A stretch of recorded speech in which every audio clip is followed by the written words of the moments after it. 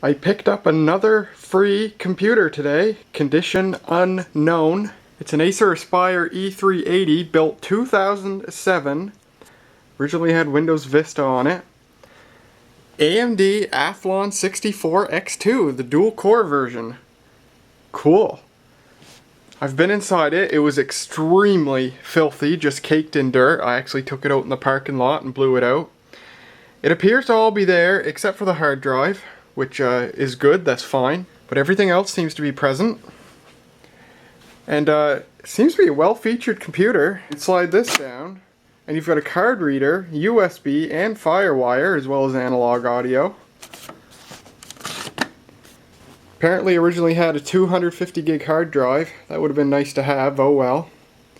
2 gigabytes of memory. Came with Windows Vista Home Premium.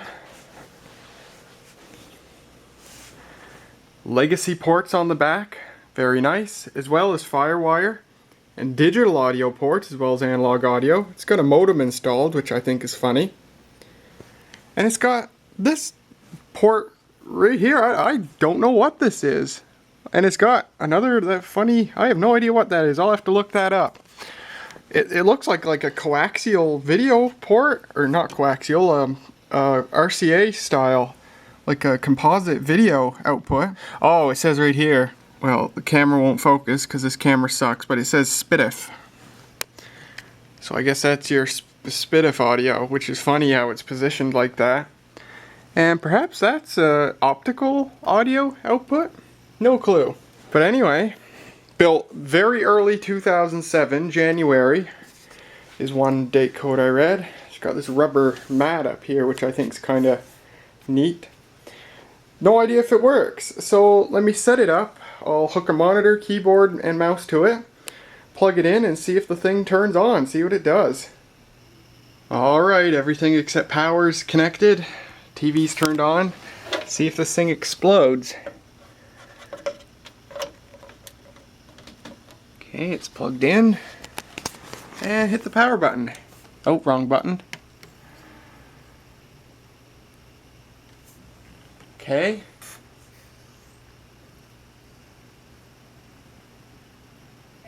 It's on, but not giving any...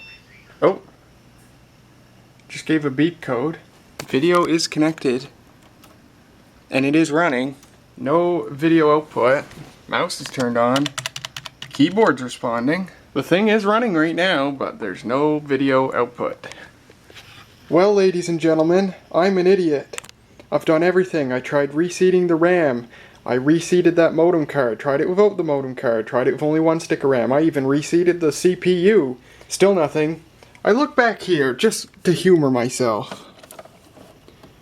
Be good if I actually plugged the other end of the video cable into my TV. Perhaps now this thing will work. Let's find out.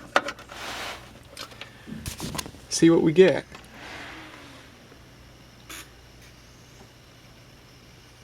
Yeah, that's what I thought. Well, there you go, folks. Oh, look at that. I say we might have a working computer. Alright. 4200 plus, 2 gigs of RAM, 256 megabytes shared for the video. F1 to continue, delete to enter, setup. Well, I'm an idiot. Spent like 45 minutes trying to figure this out. Figured it must be dead. Nope. The absolute, literal, simplest solution is what I neglected to look at. Let's go into the BIOS. Yeah. Okay. It's all there. December 29th, 2006 is the date on the BIOS. Early Vista machine. Huh, looks like the CMOS battery might be dead. I'll check it. Oh yeah, I unplugged the IDE cable too, so that's why the optical drive isn't showing up. Doesn't open anyway, at least not when the computer's on its side. Let me tilt it back up and see if it opens. Oh, it tried. It tried.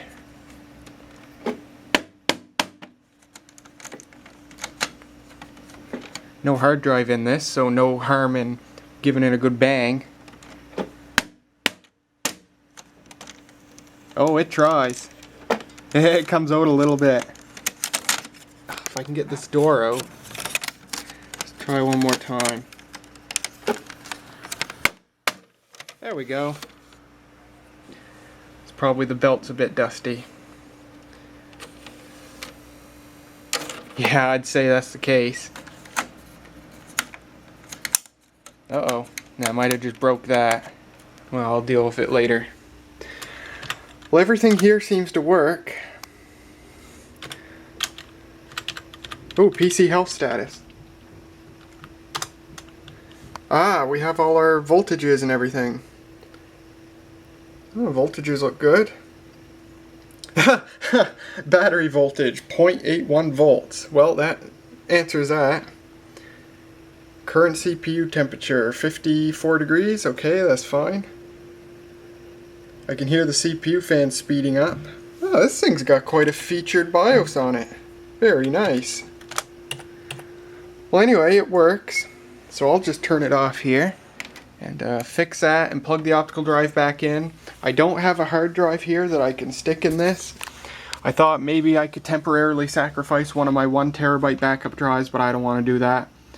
So what I will do is I'll just stick in a Linux DVD, boot this thing into Linux, see how it works. Alright, I've got Ubuntu 10.10 here. That optical drive needs a lot of help. F1 to continue. Boot from CD. Yes, the optical drive does work. Excellent. Alright, and that CPU fan really is ramping up. It's running a lot faster since I took out the CPU and put it back in, so my guess is I didn't, now that I've removed the CPU from it, and of course the compound pretty much turned to clay, and I've put it back on, it's broken what was a good thermal connection between the CPU and the heatsink, and now it's not as good and the CPU's heating up. Well, it's quieting down now. Well, this is clearly booting, which is great, so I'll come back when we're at the desktop. And Bob's your uncle. Sweet. Working awesome. Let's see if I can, geez, I haven't used Linux in so long. See if I can find something that tells me what kind of hardware is in this thing, because I have no clue. Alright, I looked it up, and you can use this command lshw to list all your hardware that you've got. So let's take a look at what we got here. Acer Aspire E380 Phoenix BIOS, 12/29/2006, 128 kilobyte BIOS. Yeah, 1.8 gigahertz. It says capacity 3 gigahertz. I think that means perhaps the fastest processor this thing can take. 64-bit, 2 gigs of RAM, USB controller. It is USB 2.0, made by NVIDIA. Oh, perhaps this has NVIDIA graphics on board. Firewire. Texas Instruments Firewire controller. NVIDIA audio. NVIDIA IDE controller. Marvel Technology Gigabit Ethernet. Ooh, nice. Here we go. Aha, an NVIDIA GeForce 6150 SE. Fair enough. I have no idea how good or bad that is. Oh, very good. A lot of NVIDIA hardware and NVIDIA GeForce video card. And it looks like we have a perfect working computer, which is sweet. Because I already have a plan for this thing. I want to turn this thing into a kick-butt Windows XP machine. And you know, it's more than good. This thing's more than good enough that I could put Windows 7 or 8 or 10 on this. But the thing is, I already have a really good Windows 7, 8, or 10 desktop. And it's way better than that. But I don't have a really kick-butt Windows XP machine. In fact, the best Windows XP machine I got, the best Windows XP desktop anyway, is sitting right there, and that's just an AMD K7. This thing would have a lot more power. In fact, I looked up the processor. This thing has about, I'd say 25 to 30% more processing power than the ThinkPad, my main computer. This thing's even more powerful than that, and this computer's almost 10 years old. So yes, it's got a good amount of power, dual core processor, 2 gigs of RAM, which is a perfect amount for a Windows XP machine. Of course, unless you're doing some really heavy stuff with it, then you can benefit from 3 or 4 still. And I have a hard drive that should be perfect for this. It's a 40 gigabyte SATA hard drive. A little on the small side, but it should be fine. And yeah, I have a PCI Express video card, which may be better than the onboard video. If it is, I'll stick that in there. And gosh, onboard FireWire, onboard card reader. Yeah, I think I want to make this thing a kick-butt Windows XP machine, because it's far more powerful than any other computer that I'd consider running XP on, and I don't need a second Windows 7 machine, and I'm not really interested in running Linux on anything. I don't use Linux. But yeah, this thing would be perfect for that. I'd be using 32-bit Windows XP, so it's a little unfortunate because I wouldn't be utilizing the full benefit of that 64-bit CPU. But Windows XP should be able to take advantage of the dual core, so you've got that at least.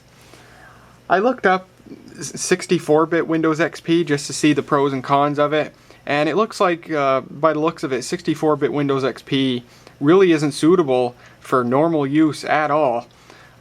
It's not as updated. You don't get all the updates that 32-bit Windows XP gets. You can only use 64-bit drivers, so you're probably not going to have much hardware support with it. And apparently it's just so unfinished, 64-bit Windows XP is, that it actually includes both 32 and 64-bit versions of the Windows shell. And if you want to run some software, you have to force it to close the 64-bit Explorer and open the 32-bit Explorer, and it's just 64-bit Windows XP is a really messy operating system. I'd consider it unfinished, like an alpha by the sounds of it. So I'll be using 32-bit Windows XP on this, and it should run excellent. Shouldn't be any problem getting it to support all the hardware. This thing's from 2007. This thing would have been one of the many computers covered by the Windows XP downgrade program that you could do at the time. So yeah, I'm glad this thing works. Wow, this ought to be a really nice computer. It's silent now, so that's good. Yeah, this should be a really nice computer. It should be a really kick-butt Windows XP machine, more powerful than any computer I've ever had that I ran Windows XP on as the main operating system. So it should be really great for that. So there you go. New computer to the fleet, a very nice system. There will be a full video on this computer once I get it finished, get a hard drive in it, get possibly a new video card in it, and get it all set up running Windows XP, and yeah, more on this computer. I do have this side panel, by the way. It's on the floor over there. So the computer is complete.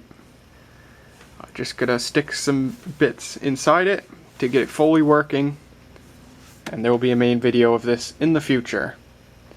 Probably won't be soon. It'll probably be at least a couple of months. But there you go.